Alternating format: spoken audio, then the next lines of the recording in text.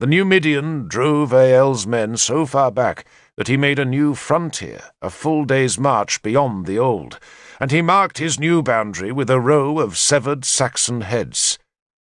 He pillaged deep into Lochir, once even leading his horsemen as far as London, a city that had been the greatest in Roman Britain, but which was now decaying behind fallen walls.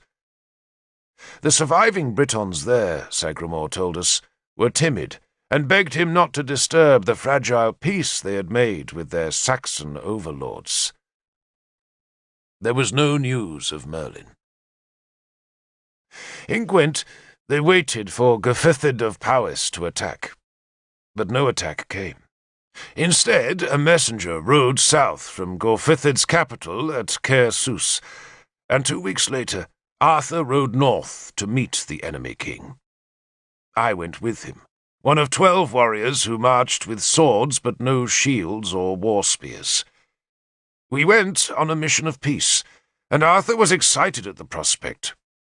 We took Gundlius of Siluria with us, and first marched east to Tudric's capital of Burium, that was a walled Roman town filled with armories and the reeking smoke of blacksmiths' forges. And from there we went north, accompanied by Tudric and his attendants. Agricola was defending Gwent's Saxon frontier, and Tudric, like Arthur, took only a handful of guards, though he was accompanied by 3 priests, among them Sansom, the angry little black tonsured priest whom Nimue had nicknamed Lugtigern, the Mouse Lord. We made a colourful party. King Tudric's men were cloaked in red above their Roman uniforms, while Arthur had outfitted each of his warriors with new green cloaks.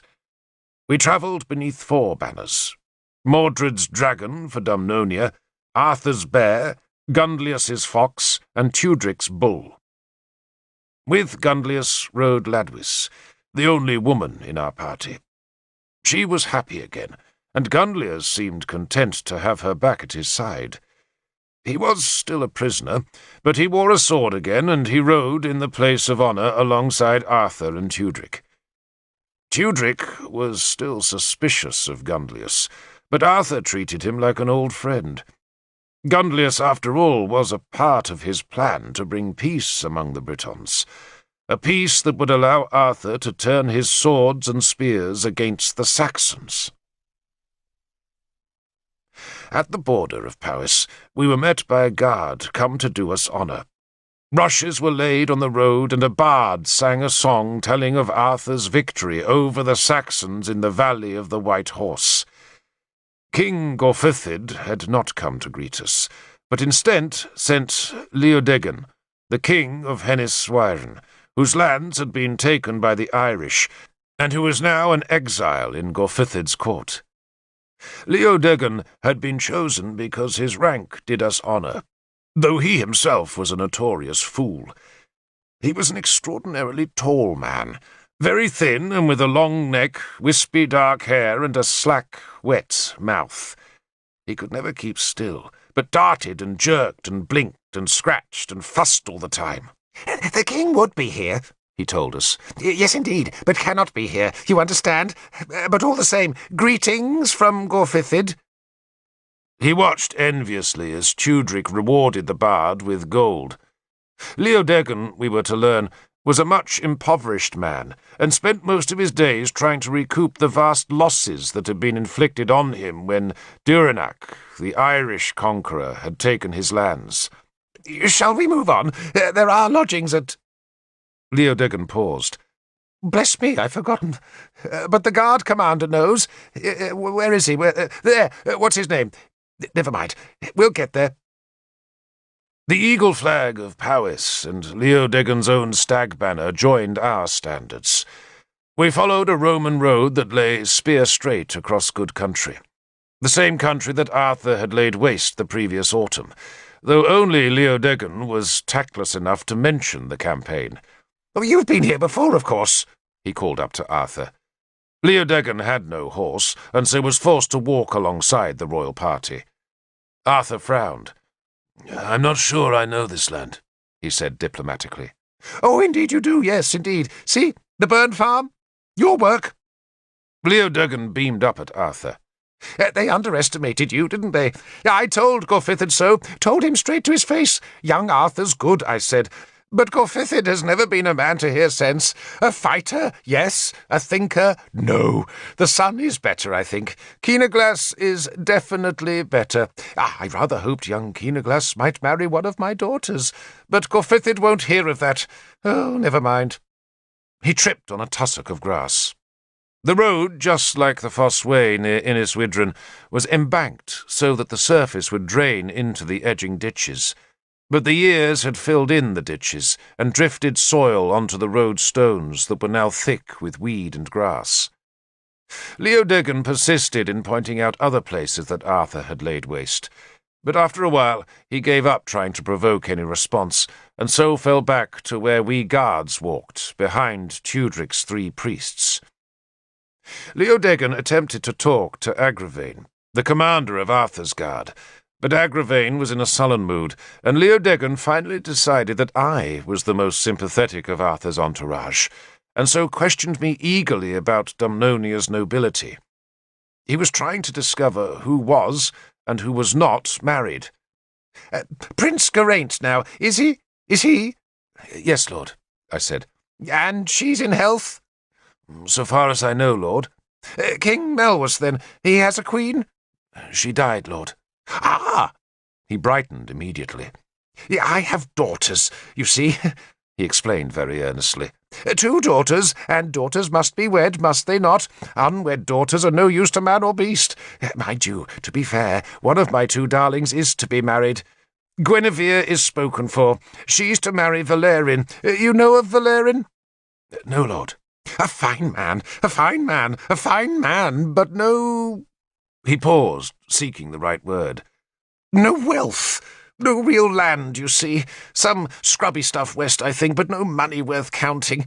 He has no rents, no gold, and a man can't go far without rents or gold. And Guinevere's a princess. Then there's Gwenhwyfach, her sister, and she has no prospects of marriage at all. None. She lives off my purse only. The gods know that's thin enough. But Melwas keeps an empty bed, does he? That's a thought. Though it's a pity about Keenaglass. Why, Lord? Oh, he doesn't seem to want to marry either girl, Leodoghan said indignantly. I suggested it to his father. Solid alliance, I said. Adjoining kingdoms, an ideal arrangement. But no. Keenaglass has his eyes set on Heleth of Elmet, and Arthur, we hear, is to marry Cynwyn. I wouldn't know, Lord, I said innocently. Cynwyn's a pretty girl. Oh, yes. But so's my Guinevere. Only she's to marry Valerian. Oh, dear me, what a waste. No rents, no gold, no money, nothing but some drowned pasture and a handful of sickly cows. Oh, she won't like it. She likes her comfort, Guinevere does. But Valerian doesn't know what comfort means. Lives in a pig hut, so far as I can make out. Still, he is a chief. Mind you, the deeper you go into Powys, the more men call themselves chiefs. He sighed. But she's a princess. I thought one of Cadwallan's boys in Gwynedd might marry her, but Cadwallan's a strange fellow. Never liked me much. Didn't help me when the Irish came. He fell silent as he brooded on that great injustice. We had travelled far enough north now for the land and the people to be unfamiliar. In Dumnonia we were surrounded by Gwent, Siluria, Kurnow, and the Saxons. But here men spoke of Gwynedd and Elmet, of Clain and Ynys Mon.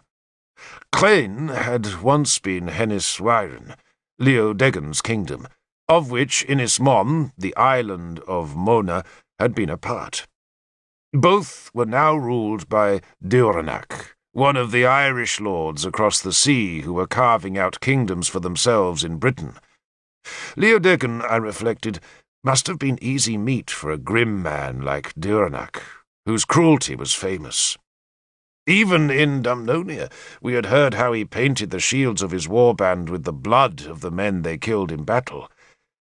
It was better to fight the Saxons, men said, than take on Duranach. But we travelled to Caer Sws to make peace, not to contemplate war. Caer Sws proved to be a small, muddy town, surrounding a drab Roman fort set in a wide, flat-bottomed valley beside a deep ford across the Severn, that was here called the River Hafren. The real capital of Powys was Caer Dolforwyn, a fine hill topped by a royal stone. But Caer Dolforwyn, like Caer Cadern, had neither the water nor the space to accommodate a kingdom's law court, treasury, armories, kitchens, and storehouses.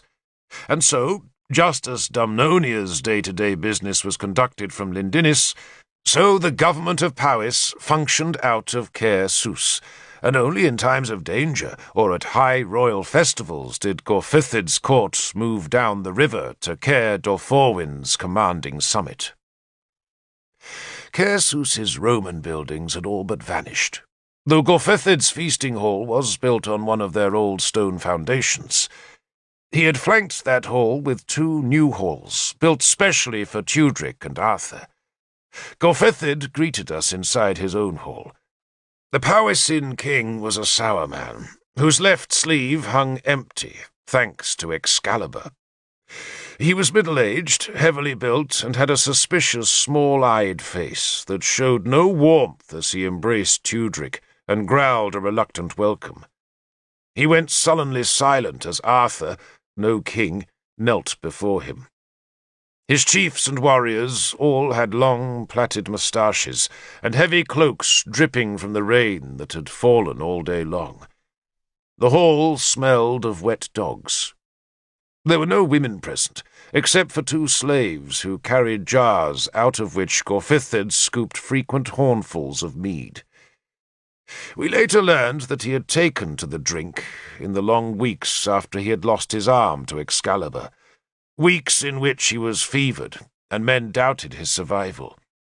The mead was brewed thick and strong, and its effect was to transfer the care of Powys from the embittered and befuddled Gorfythid onto the shoulders of his son, Keenaglas, the Edling of Powys. Keenaglas was a young man with a round, clever face and long, dark moustaches. He was quick to laugh, relaxed and friendly. He and Arthur, it was plain, were twin souls. For 3 days they hunted deer in the mountains, and at night they feasted and listened to the bards. There were few Christians in Powys, but once Keenaglas learned that Tudric was a Christian, he turned a storehouse into a church and invited the priest to preach. Keenaglas even listened to one of the sermons himself, though afterwards he shook his head and said he preferred his own gods. King Gorfythid called the church a nonsense, but did not forbid his son from indulging Tudric's religion, though Gorfythid took care that his druid surrounded the makeshift church with a ring of charms. "Gorfythid is not wholly convinced we mean to keep the peace," Arthur warned us on the second night. "But Keenaglas has persuaded him. So for God's sake stay sober, keep your swords in your scabbards and don't pick a fight. One spark here and Gorfythid will throw us out and make war again." On the 4th day, the Council of Powys met in the Great Hall.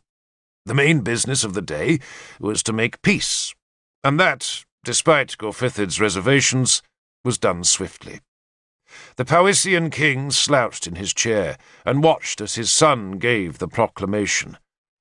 Powys, Gwent, and Dumnonia, Keenaglas said, would be allies, blood of each other's blood, and an attack on any one of the 3 would be construed as an attack on the others. Gorfythid nodded his assent, though without enthusiasm. Better still, Keenaglas continued, once his own marriage with Heleth of Elmet was achieved, Elmet too would join the pact, and so the Saxons would be surrounded by a united front of British kingdoms. That alliance was the great advantage Gorfythid gained from making peace with Dumnonia, the chance to make war on the Saxons, and Gorfythid's price for that peace was a recognition that Powys would be the leader of that war. "He wants to be High King,"